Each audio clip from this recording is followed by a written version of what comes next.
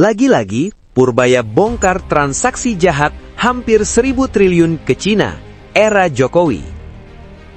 Di penghujung era pemerintahan Presiden Joko Widodo, publik dikejutkan oleh temuan Pusat Pelaporan dan Analisis Transaksi Keuangan (PPATK).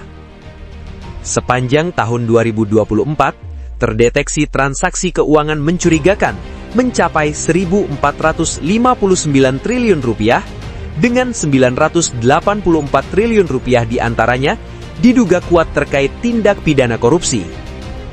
Angka fantastis ini memunculkan pertanyaan besar. Kemana aliran dana sebesar hampir 1.000 triliun rupiah itu bergerak? Transaksi yang sangat besar antara Jokowi dengan Bank Pembangunan Cina. Dan Purbaya sekarang seperti mendapatkan poin untuk langsung berhadapan dengan kasus ini, artinya dia berhadapan dengan Jokowi. Ya, Purbaya mau mengungkap bahwa ada problem sangat serius. Ini laporan resmi dari PPATK itu. Ada 984 triliun uang korupsi beredar dalam 1 tahun pemerintahan Jokowi 2024. Itu satu laporan resmi yang harusnya menjadi sinyal pemerintahan Prabowo untuk menelusuri ini uang kemana aja.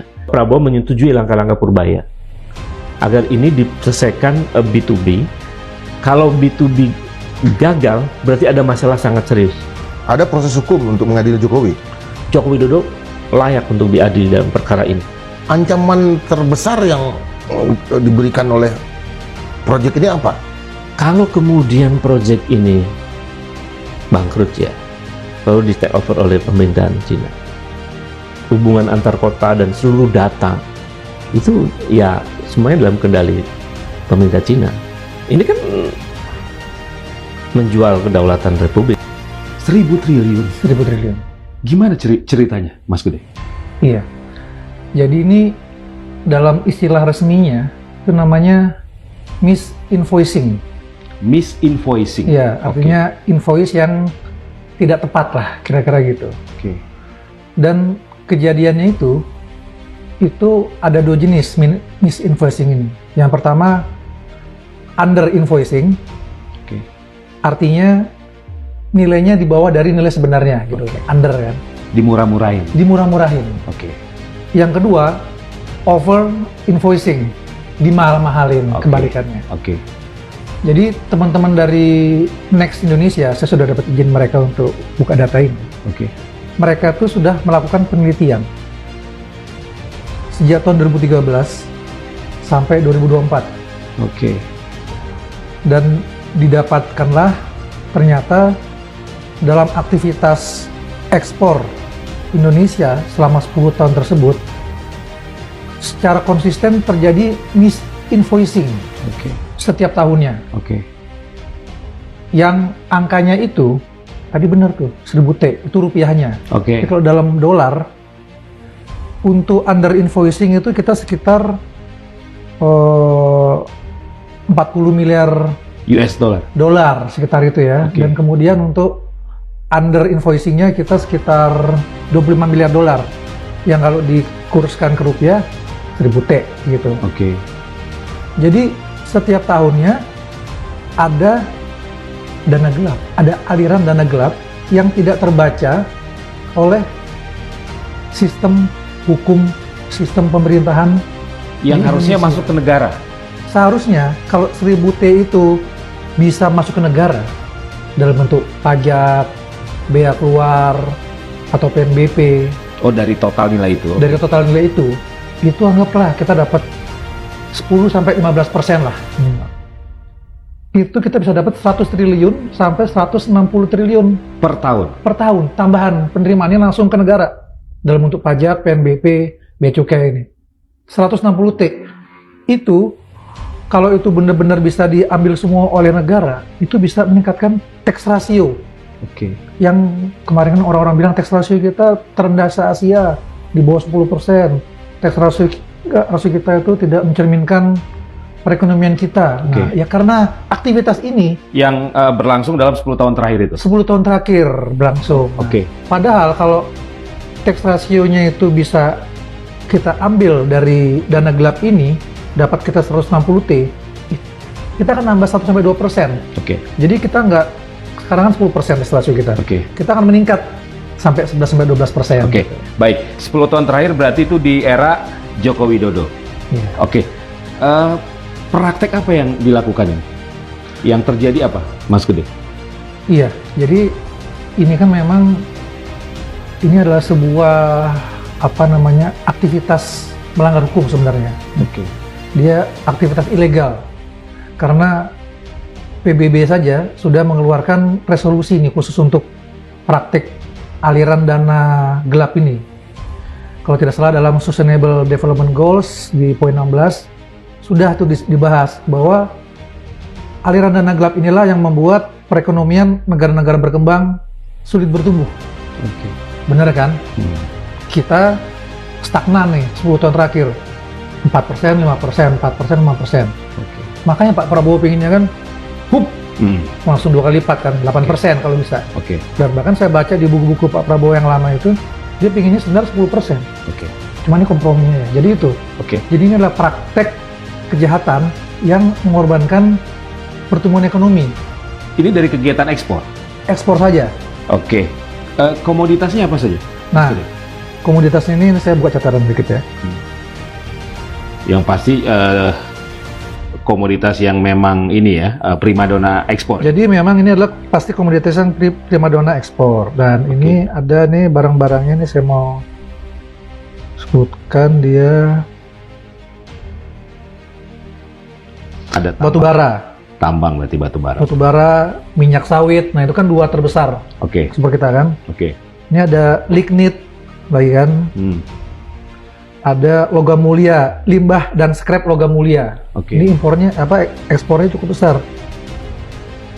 Total under invoicingnya bisa 15 miliar dolar. Oke. Hampir 200 triliun cuma buat ekspor limbah nih, nggak tercatat. Oke. Kemudian minyak bumi juga tuh. Oke. Nah, selain barang-barangnya, negara mana sih yang sebenarnya Tujuan ekspornya? tujuan ekspor atau mitra dagang di mana terjadi kita under invoicing yang tadi itu dimurah-murahin itu? Oke. Tiongkok, Cina. Oke. Cina paling besar. Dia menempati porsi 13% dari total dana gelap ini. Oke. Yang kedua, Singapura. Singapura menempati 11%. Yang ketiga, Amerika Serikat. Oke. Keempat, Jerman, Jepang, India, Malaysia, Swiss, Korea Selatan, Australia, dan negara lain. Oke. Gitu. Modusnya apa, Mas Gede? Dan apa yang diakali? Dia ini sebenarnya invoice ya. Invoice itu kan sebenarnya adalah angka transaksi gitu kan. Oke. Yang diakalin adalah si angka transaksi ini. Oke. Jadi angka transaksi ini dalam hal under invoicing, karena under invoice, dia kurang-kurangin. Dia dikit-dikitin. Oke. Dimurah-murahin tadi. Tujuannya apa? Agar seolah-olah, karena omsetnya dia kecil, dia tidak ada profit. Dia tidak perlu bayar pajak. Oke. Ya intinya dia menghindari Pajak. nih, ya kan? Itu satu. Yang kedua, dia juga menghindari namanya pembayaran PNBP. Karena PNBP itu nilainya dikalikan dengan total sales, total revenue, total ekspornya ini. Oke. Jadi semakin kecil dia ekspornya, artinya kan semakin kecil PNBP-nya juga. Oke. Gitu. Kemudian juga bea keluar, itu juga bisa disiasati juga dengan itu. Jadi intinya ini penggelapan pajak. Penggelapan pajak. Sebenarnya ini adalah kejahatan penggelapan pajak yang memang belum menjadi sorotan dari aparat kita dan pemerintahan kita selama ini. Ya mungkin banyak alasan ya. Apa karena memang terlalu kompleks? Oke. Apa karena sistemnya yang sudah terlalu lama gitu kan, sudah terlalu kompak nih mereka di dalamnya sehingga saling melindungi. Oke. Sehingga tidak ada laporan ke pimpinan tertinggi, nggak tahu apa-apa kan, karena mereka semua berkolaborasi nih. Artinya ada persekongkolan jahat dari praktek ini? Kelihatannya gitu, Pak. Oke, dan itu berlangsung dalam 10 tahun terakhir? Minimal 10 tahun. Ini kan teman-teman... Ini data yang diperoleh oleh teman-teman Next Indonesia ini 10 tahun terakhir ya. Nah, saya lihat di penelitian lain, ini yang melakukan prakarsa, perkumpulan prakarsa. Dia bahkan sampai 2007. Oh, lebih mundur lagi? Dia bisa dapat data lebih mundur lagi ke 2007. Artinya kan mungkin aja 2007 udah mulai. Iya kan? Mungkin. Nah, cuma yang data kita itu dari 10 tahun yang lalu. 1.000 triliun per tahun itu memang stabil di angka itu atau Ya, naik turun? kira-kira lah, rata-ratanya segitulah. Oke, rata-ratanya. Teman-teman kan 10 tahun dia dapat totalnya berapa, langsung dibagi aja, Oke. bagi 10. 10 tahun sama sekali tidak terdeteksi praktek semacam ini? Tidak terdeteksi. Gitu, karena kan sebenarnya sudah berapa kali teman-teman mengeluarkan pernyataan tentang ini, saya lihat sih di media, dan teman Prakarsa juga, teman Next juga sebenarnya sudah ngomong pada tahun lalu atau gimana, tapi kan ya hal yang sebesar ini itu kan perlu kekuasaan yang sangat kuat ya Bang ya. Kita nggak bisa ngomong-ngomong gitu aja kalau tidak penyelenggara negara sih yang langsung ambil tindakan gitu kan. Iya, iya. Dan harus yang orang yang paling kuat di negeri ini. Kalau ngelihat angkanya, Iya, 1.000 triliun per tahun. Bagaimana bisa lolos begitu aja di bawah hidungnya presiden kan? Kan harusnya presiden tuh tahu, oh ada duit segini nih, kebocoran kan Pak Prabowo sering nih bicara kebocoran dari tahun 2014 kan, jangan-jangan ini juga yang disebutin dulu, mungkin ya, kita nggak tahu. Iya, oke. Dan menurut Mas Gede, dengan instrumen negara yang ada, harusnya ini tidak terjadi ya? Sangat tidak terjadi, kita punya semuanya, hanya yang nggak kita punya orang yang jujur aja mungkin ya. tapi kalau semuanya ada. Iya. Atau mereka tahu tapi pura-pura nggak tahu. Ya itu, nggak jujur kan dia kan. Jangan-jangan isinya nggak jujur semua nih, kita nggak tahu nih di bea cukai di mana itu kan. Pajak. Ketika Pak Jokowi berkuasa, menurut Mas Gede, Pak Jokowi tahu nggak? Nah itu dia tuh. Itu kelihatannya mungkin harus ditanya ke Bu Sri Mulyani ini. Sebagai Menteri Keuangan. Sebagai Menteri Keuangan kan mereka. Saya datang ke pemerintahan bukan untuk melawan orang, tapi untuk melawan kebiasaan buruk pejabat yang main-main dengan uang rakyat, yang ngaku wakil rakyat tapi lupa dengan kepentingan rakyat. Saya bukan cari kekuasaan, saya bawa perlawanan untuk bersihkan yang kotor. Kalau kalian juga muak dengan kelakuan pejabat begini, suarakan. Di tengah keguncangan itu, Purbaya kembali angkat suara. Namanya kembali beredar bukan sebagai penggiring opini kosong, melainkan sebagai figur yang mencoba menyambungkan titik-titik data yang selama ini terpisah. Ia tidak menyebut satu nama, ia tidak menunjuk satu wajah, namun ia mengajukan satu dugaan besar yang membuat ruang publik bergemuruh. Apakah aliran dana raksasa ini berkaitan dengan proyek-proyek strategis era Jokowi, terutama yang melibatkan kerjasama dengan China? Purbaya menyebut adanya pola transaksi lintas negara, skema keuangan berlapis, dan jalur yang tidak sederhana. Bukan uang koper, bukan rekening tunggal, melainkan arus dana yang bergerak melalui kontrak, pembiayaan, subkontrak, dan struktur bisnis yang kompleks. Pertanyaan pun mulai membanjiri kesadaran publik. Kemana sesungguhnya uang hampir 1.000 triliun rupiah itu mengalir? Apakah ia berhenti di dalam negeri? Ataukah menyeberang batas negara mengikuti jalur investasi, utang, dan proyek raksasa yang selama ini diklaim sebagai tulang punggung pembangunan? Siapa yang diuntungkan dari lalu lintas dana sebesar itu? Apakah negara benar-benar menjadi penerima manfaat utama? Atau justru segelintir elit, perantara, dan entitas tertentu yang bersembunyi di balik nama besar pembangunan nasional? Dan yang paling mengusik nalar, mengapa temuan ini baru mencuat di tahun terakhir kekuasaan? Apakah ini murni soal waktu pengolahan data?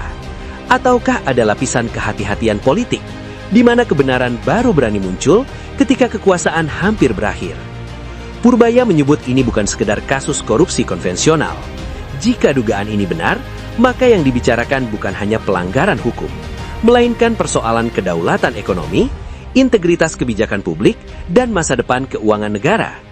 Ia menyinggung bagaimana proyek-proyek strategis nasional kerap dibungkus dengan jargon kemajuan, konektivitas, dan pertumbuhan. Namun, di balik itu, arus uangnya jarang benar-benar dibuka ke publik secara utuh. Siapa kontraktornya? Siapa subkontraktornya? Siapa pembiayanya? Dan siapa yang mengendalikan keputusan-keputusan kunci? PPATK telah berbicara lewat angka. Kini publik menunggu.